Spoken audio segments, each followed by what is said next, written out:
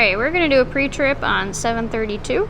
We're going to start by popping open that hood and checking all the fluids. Come around to the inside, you're going to see a hood latch located right here. Give that a pull. Come around to the front. You're going to need a towel. If you push up a little bit, you can see inside. You're going to feel a little latch right here. You slide that to the left, and you push the hood open. Inside, you're going to find your washer fluid. If you can't see anything in there, make sure to top it off, because that's a violation if you don't. Check your battery and your terminals. Make sure all of those are tight and secure. If you also look here, that is your transmission fluid. You're going to check that when it's hot and running. Here is where you fill your oil, and you can see right there it takes 5W20. If you take a peek up right in front of you, you're going to see what kind of transmission fluid it takes if you need to refill it.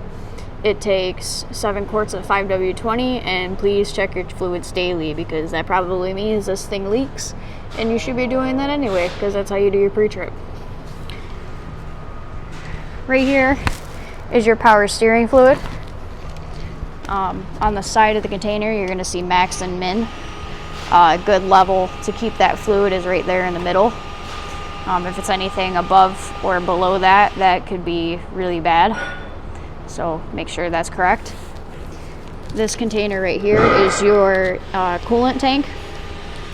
Once again, it should be in the max and min range, which is right there on the side.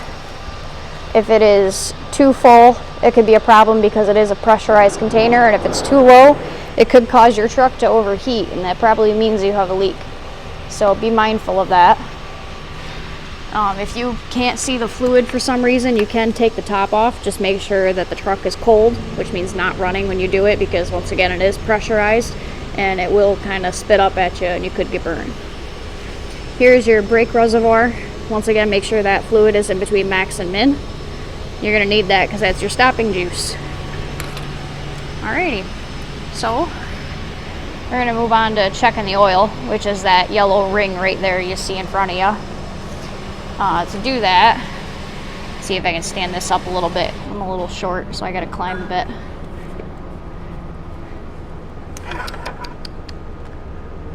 Sure, that works. If you can't get this up on the first pull, you can twist it a little bit to break the seal, and then you should be able to pull it right out. Wipe it off. Stick it back in. And make sure you push it all the way down until it's flush. Like that. Pull it back out. You're not going to wipe it this time, you're just going to check to see where the level is at. So, I don't know if you can see that or not. Kind of. But it's a little low. It is in that hash mark, but it should be a little bit more towards the middle. That's not necessarily a bad thing, but it's not necessarily a good thing either. Just make sure you keep an eye on it, and if it gets any lower than that dot or that hole punch right there, you'll see it better in person. But if it gets any lower than that hole that's in the dipstick, that's when you should top it off. But that's how you check it. Make sure you wipe it off afterwards before you stick it back in the hole, because you don't want any debris in your engine.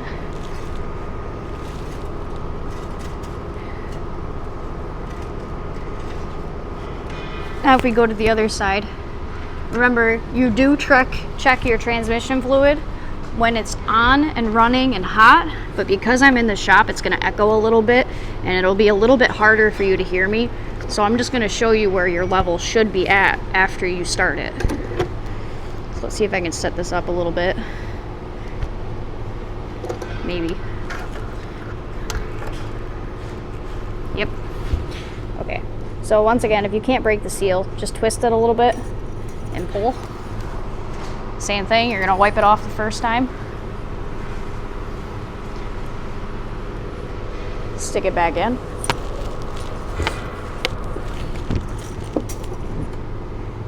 pull the bag out, and then you should see your level. You're looking for red fluid because transmission fluid is red. See if it'll focus. But right there, that's your hot range. That's where your fluid should be at when the vehicle is on and running and has been for a little bit. Down here is your cold range. Right now that fluid is right in that cold range, right where I want it to be, because it has not been running and it's just sitting in the bottom of the pan. So that's good. On here, you'll also see an add. It says add right on it. You'll see it better in person. For some reason it's not focusing. But down here it'll say add. If it is down there while it's running and you're checking it, that means you're low on transmission fluid, and that's not good.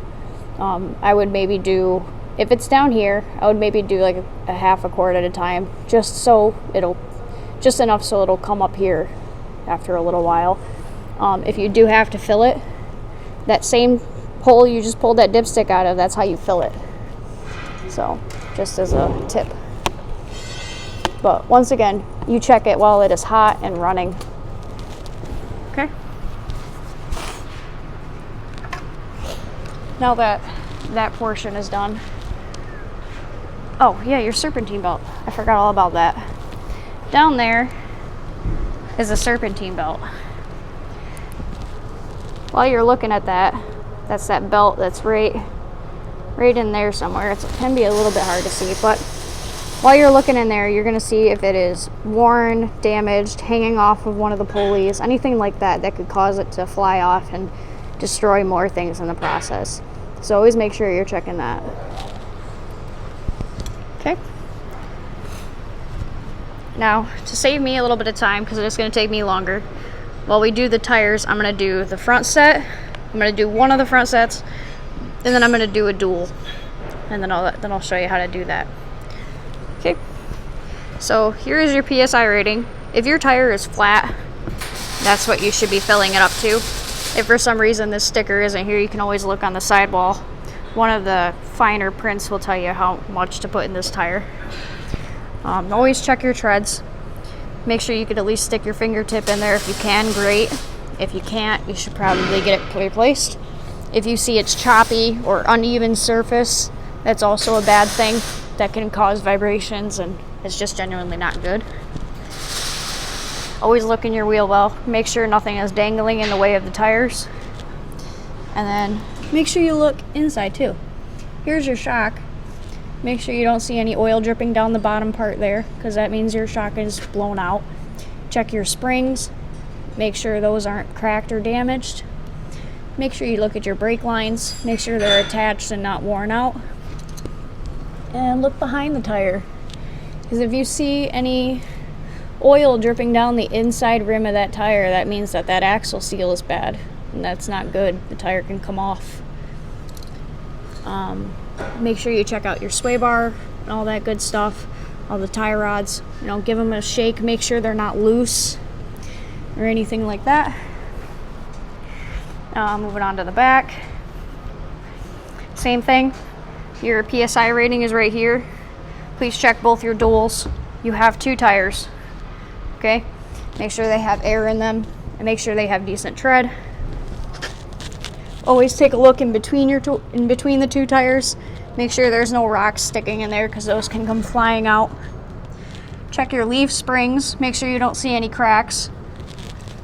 Same thing for the axle seal. You'll see oil dripping down the inside of that tire. That means that it is no good and it needs to be replaced. Make sure you look at your calipers, all that good stuff. Make sure, just make sure everything looks decent. Same thing for the shocks, all that good stuff. We'll come around to the other side, because you got to check your fuel cap. Make sure you know what fuel to put in this vehicle. Actually, since we're passing it, there's your fire extinguisher. It's on the driver's side of the truck behind the toolbox. What you're looking for is for that yellow needle to be in the green section. That means that this fire extinguisher is ready to be discharged. If this pin is not in it, it could discharge without you wanting it to, so always make sure that's in there. here's your gas cap. This truck takes gasoline only. Make sure your cap is on there, tethered and tight. Okay. Check your spare tire too, because you need that in case you have a flat. It doesn't necessarily have to be pumped up, because you can always stop at a gas station and get some air in it. But just make sure it's there and it has decent tread. If you come in the truck to find your keys, you've made a mistake, because they should not be sitting right here. They should be in the job box, locked up at the end of the day, because we have a tendency to lock our keys in the truck. So that's the new rule. Put your key in the job box at the end of the day and lock it up. To do that though, you'll need one of these keys. If you do not have one, you could take this off. Just make sure you put it back on every day so you don't lose it, because if you lose it, you won't be able to start your day and make some money. So enough of that. We'll get on to lights, interior, and all that good stuff. So we'll fire her up. You may or may not be able to hear me, so I don't know, I might just leave the accessory on so you can see. Your beacon switch is up here. That's a part of your light check, because if you're working, you're going to need your beacon switch. Right here is your parking lights and headlights. I'm going to turn headlights on so that way they're both on and we can check all of those at the same time. Now I'm going to stick my 4-ways on, just so it'll be one less thing we got to do. So, oh, my bad. There we go.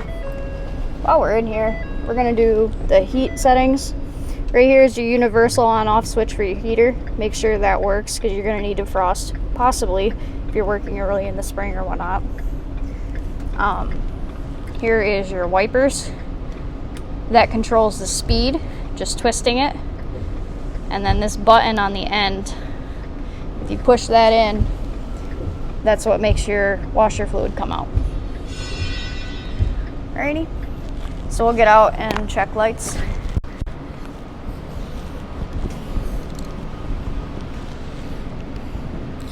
As you can see, I have a low beam out. So that's something you'd put on your deficiency list at the bottom of your pre-trip if it's still out by then. Since it's getting ready to be PM'd for the season, it should be replaced. Same with that beacon right there on the front grille. That thing's missing a few bulbs. But my 4-ways are on in the front and it all seems to look good. Make sure you check on top of your roof too, because you have some headlamps. They will write you up if you get stopped by DOT and they are not on. Beacon up on top is working properly. You got some marker lights on the front of the bed. And we've got 4-ways there and 4-ways on that side. Make sure your license plate light works, but that's that thing right there. You also have 2 beacons up there. Make sure they work. And you have some more marker lights up in this corner of the bed. So you turn our 4-ways off and we'll do high beams. So if you push the stick away from you, like this, that blue jellyfish will come on, and that tells you your high beams are on. So that's good. We're also going to turn a turn signal on as well.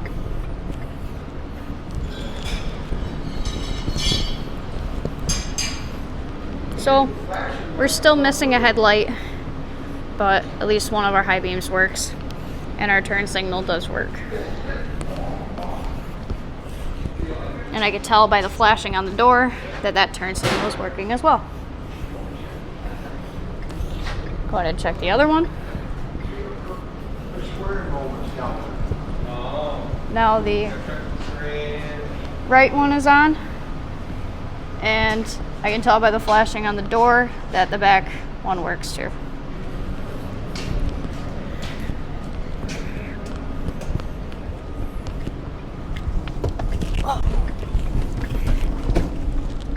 When you start your vehicle, make sure all your gauges are working properly. I'm not sure if you can hear me that well because it's kind of echoey in here, but make sure all your gauges work properly. They seem to function okay. The engine light is typically nothing to worry about unless you hear some clinking or ticking or anything like that. That's something of concern, but I mean, most of the time they're just minor issues that we haven't gotten to yet, or it's just maybe a catalytic converter or something. Let's see. Your triangles are located behind your seat. So I'm gonna get out real quick. I'm gonna tilt my seat forward by pressing this lever and pushing it. But that red box back there, those are your triangles.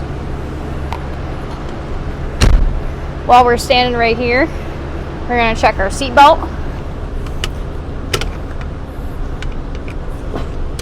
Make sure that works. It's holding perfect. We'll move the seat back a little bit. While we're right here, why not? We'll jump in again. Your parking brake is right here. To check that, all you gotta do is push it down with your foot, and that red parking brake symbol should come on. That tells you it's engaged.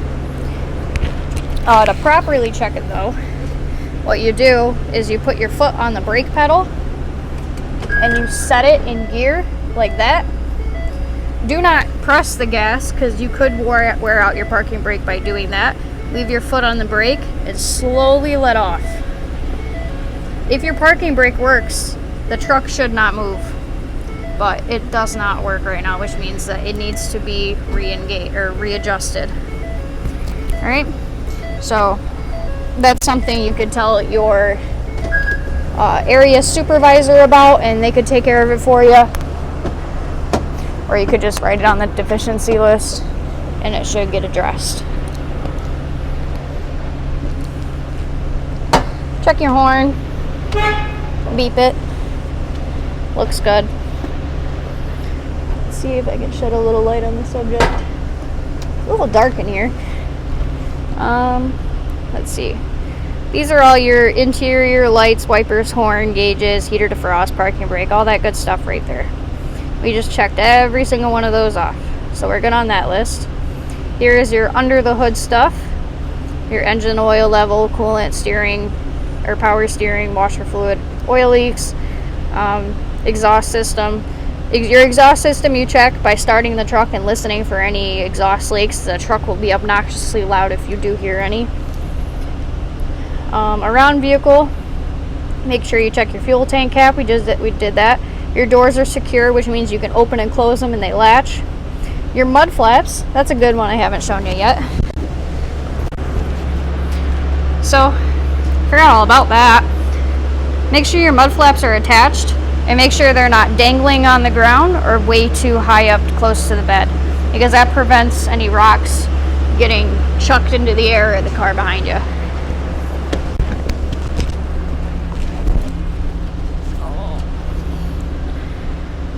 Let's see. Brake components we checked when we did the tires. Rear suspension, unusual sounds, all of that is good. Make sure you have your driver's license on you. For this vehicle, it's not going to be a CDL, it's just going to be a normal driver's license, whatever your state provides you. Because it's not insanely heavy, so you should be okay for that. If you are curious, but you do need to know this, your weight is located right here in the door jamb. This truck is 16.5, which means 16,500 pounds. That information goes right there where it says GCVWR, that's gross vehicle weight rating. Your vehicle height will go right here. That information is located on your dash. This is 9'3". Let's see. You're gonna need your medical card on you. You always need that at all times if you're driving a commercial vehicle. Your proper PPE for this spray truck would be hard hat, safety glasses, gloves, glasses or goggles, long sleeve shirt, boots, pants, socks, all that good stuff. Make sure you're wearing your steel toes. Your toolboxes are not genuinely required for a DOT inspection. That's just something we put on there to make sure that you have what you need for a repair. That will be located in your job box. Make sure you get a good night's sleep. And this has nothing to do with anything because this is a newer vehicle. You don't adjust the brakes or anything like that. If you find anything wrong with your vehicle, this is where you put it. And it's the same inspection for the trailer if you have that. Alrighty, so I think we covered everything. This is just normal stuff, your odometer name. You should know how to fill that out just by reading it. But I believe that concludes this video. Thank you.